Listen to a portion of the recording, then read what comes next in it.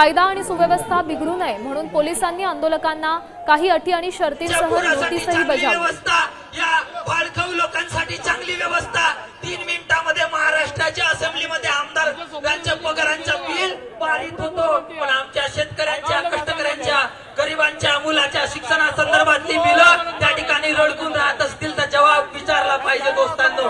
आणि म्हणून ही व्यवस्था या ठिकाणी आंदोलन केल्याने बदलणार नाही, धर्मेंद्र प्रधानच्या राजीनामा मागितल्याने बदलणार नाही। आपल्याला ही व्यवस्था या ठिकाणी बदलावी लागेल। त्यासाठी मी ज्यांचा फोटो आपल्या सोबत घेऊन आलेलो आहे आंदोलनामध्ये, माझ्या संघटनेचा, माझ्या या ठिकाणी प्रेरणास्थान असलेले शहीद आजम भगतसिंग, हे तुमचे प्रेरणास्थान आहेत की नाही? आहेत की नाही?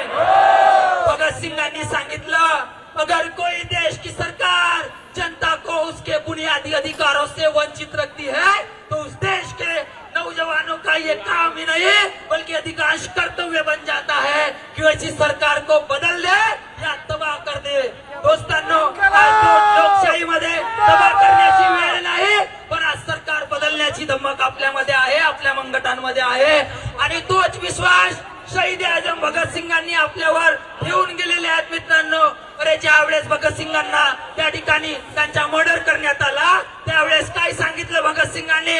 भगतसिंगाला लोकांनी म्हटलं, अरे भगत तुम पागल हो, तुम्हें कोई पूछने वाला नहीं है, इसलिए माफी मांग ले भक्ता, माफी मांग ले। लेकिन भगत सिंह मुस्कुराया और क्या बोला भगत?